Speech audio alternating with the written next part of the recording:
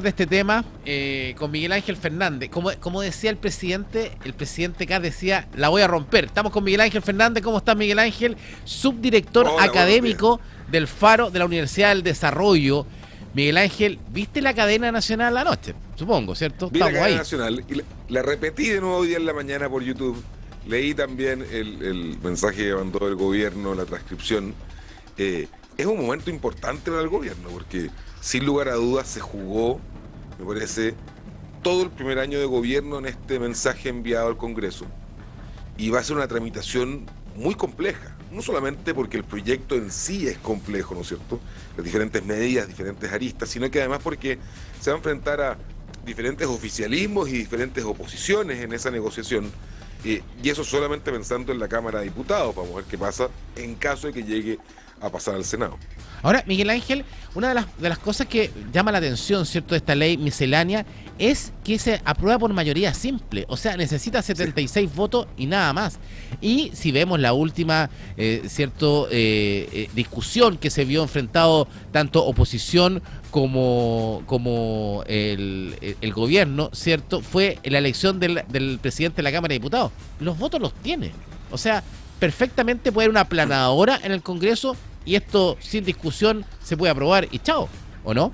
Pero aquí hay dos cosas importantes. Primero, no hay que pensar que las personas que componen, ¿no es cierto?, de alguna manera los partidos que incorpora el gobierno, porque ni siquiera uno puede llamarlos de oficialismo necesariamente, Exacto. van a ser monolíticos en su votación.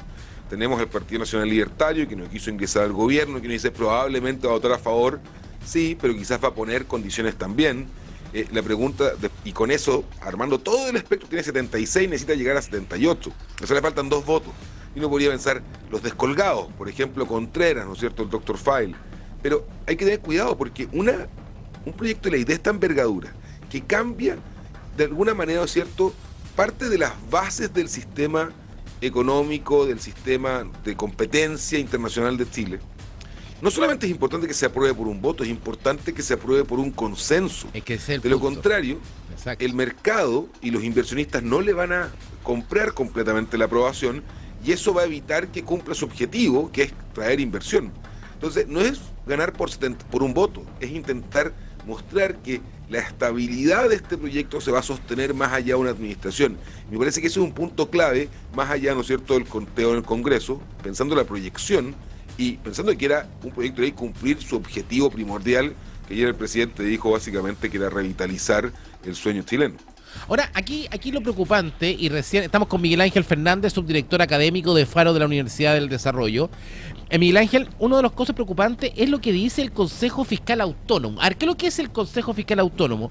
Es un organismo público, técnico e independiente, fue creado por ley en el año 2019, y este organismo contribuye al manejo responsable de la política fiscal, o sea, es autónomo. ¿Y qué dice justamente este organismo en relación a lo que es la rebaja de los impuestos?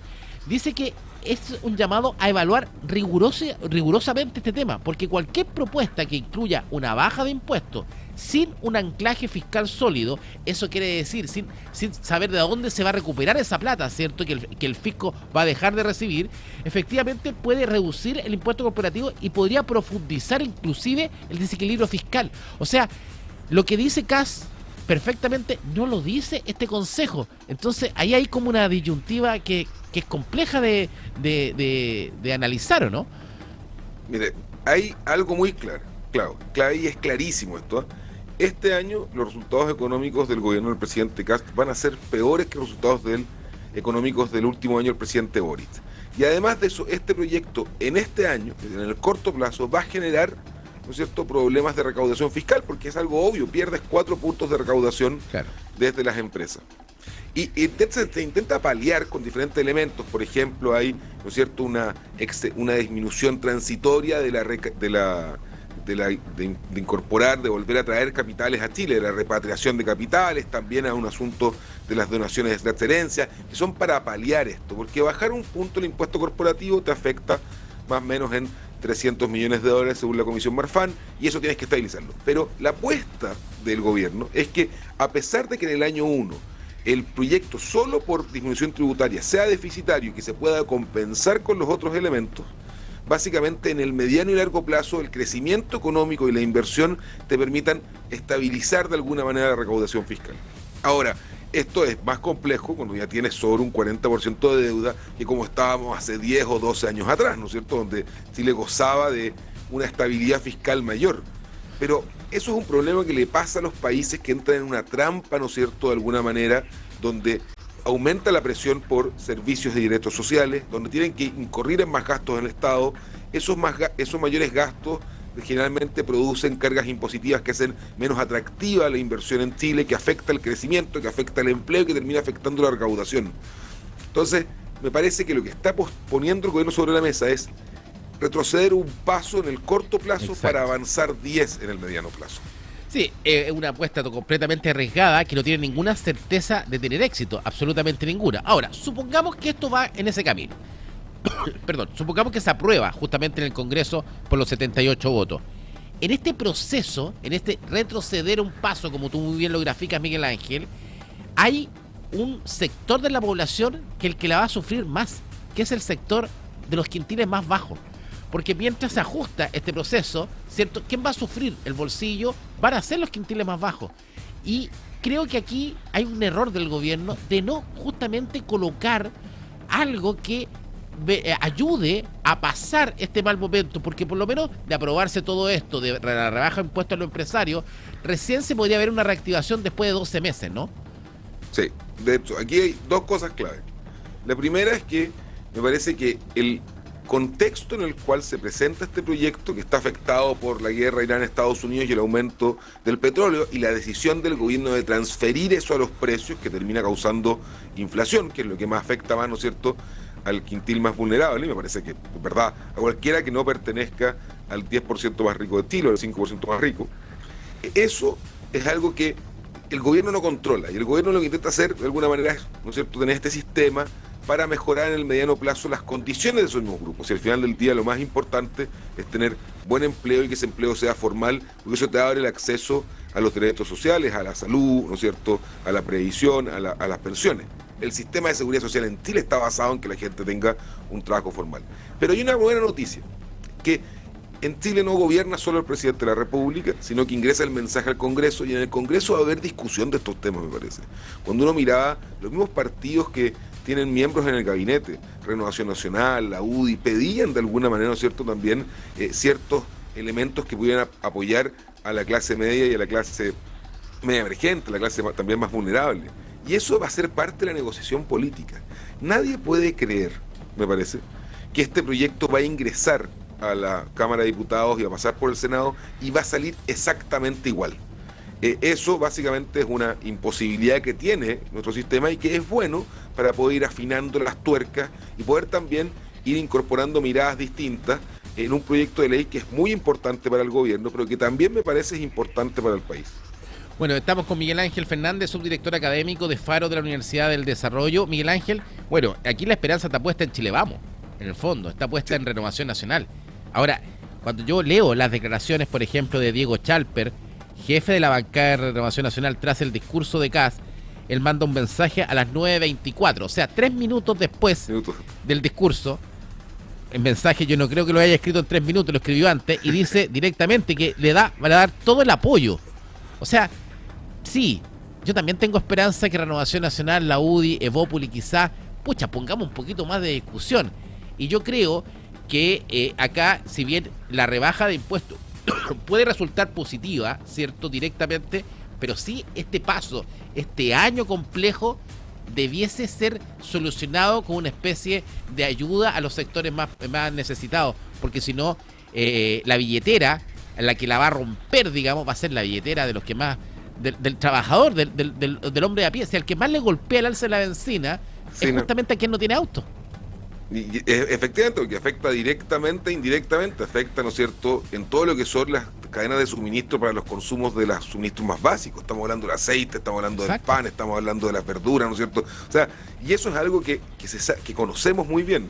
Ahora, hay que mantener una pequeña esperanza, que es muy pequeña porque eso es de política internacional, de que Donald Trump logre controlar lo que está pasando en Irán, se acabe ese problema, se abra el estrecho de Hormuz y ese 20% de barriles de petróleo que están en este momento congelados puedan circular por el mercado internacional para bajar el precio, Brent. Pero eso no lo controla el gobierno. Y por ende probablemente me parece que va a existir una tensión, una presión interna para arreglar ciertos elementos del proyecto. Porque nos hemos acostumbrado en el último tiempo a escuchar por la prensa las rencillas y las diferencias entre los partidos. Le pasó a Sebastián Piñera, le pasó al presidente Boric, le pasa ahora a José Antonio Kast. Pero cuando pensamos en la época de la concertación, cuando pensábamos en el presidente Eduardo Frei Ruiz Tagle, el presidente Patricio Aylwin, los partidos de la concertación en público se mostraban increíblemente unidos y sin mucha disputa, pero en la interna la historia nos ha dicho de que habían dos facciones que competían duramente por cada articulado, cada parte de un proyecto de ley. Entonces, una cosa es la comunicación política, porque ya el diputado Sharp se había mandado, ¿no es cierto?, algunas salidas de guión, y lo llamaron la atención, decían ¿no es cierto?, las correos de brujas de la política. Pero que aparezca 3 minutos después diciendo eso es porque efectivamente debe haber tenido una coordinación previa con los agentes importantes, que era además lo que se esperaba del gobierno, que conversara con los parlamentarios, que conversara con los miembros de los partidos, porque el fuego amigo hace mucho daño.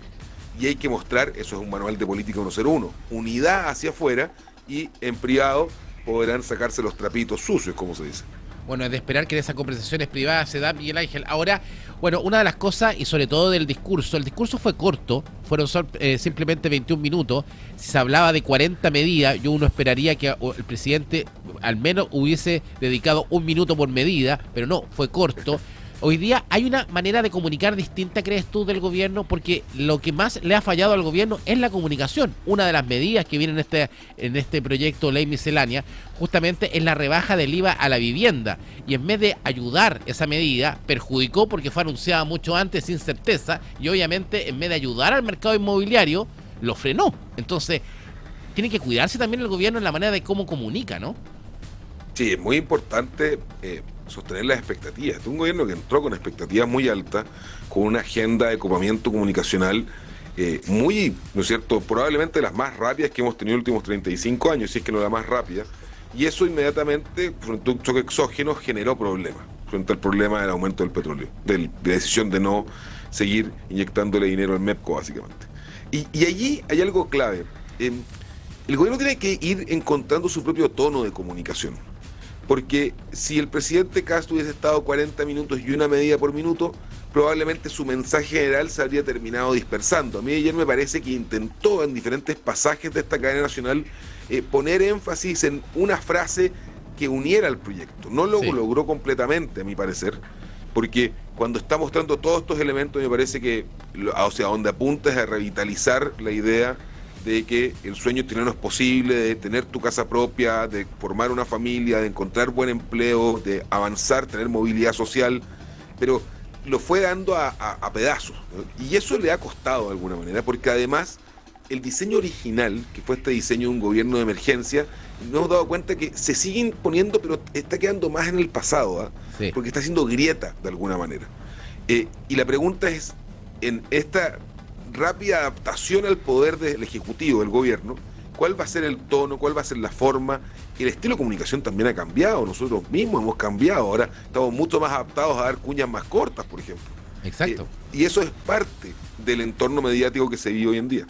Bueno, y uno de los grandes problemas que ha tenido justamente este gobierno es poder instalar justamente el relato. Lo dijo Rodolfo Carter, nos estamos quedando sin relato y yo creo que eso es un problema. Hoy día justamente el gobierno carece de la fuerza de ese relato inicial. Una de sus banderas de lucha quedó completamente relegada, que era la seguridad, ¿cierto? Hoy día no tenemos ninguna acción. Imagínate, mi primer proyecto que vemos para el Congreso y no hay nada de seguridad. Hablábamos de la defensa de los carabineros y la ministra no va a la Comisión de Hacienda justamente donde se va a discutir el presupuesto de Carabineros. Claro, es importante la manera justamente de comunicar. Miguel Ángel, muchas gracias por este contacto. Vamos a estar en línea, subdirector académico del Faro de la Universidad del Desarrollo, para analizar justamente el contexto de esta primera cadena nacional y ojalá que se dé lo que tú dices, que a ver si Chile Vamos en la interna da vuelta, consigue algo más, al menos. Mira, todavía falta toda la tramitación. Acaba de entrar el mensaje, así que vamos a estar atentos a ver cómo va evolucionando. Bueno, técnicamente el mensaje todavía no entra. Va a entrar la próxima semana. Ni siquiera. Lo están preparando. Ni siquiera está el anuncio. O sea, todavía queda mucho paño por cortar. Así es, Miguel Ángel. Y ahí vamos a estar cortando el paño. Muchas gracias. Miguel Ángel Fernández, académico, subdirector académico de Faro de la Universidad del Desarrollo, conectado con puranoticias.cl. Ya viene Ricardo Suárez en la mañana de puranoticias.cl.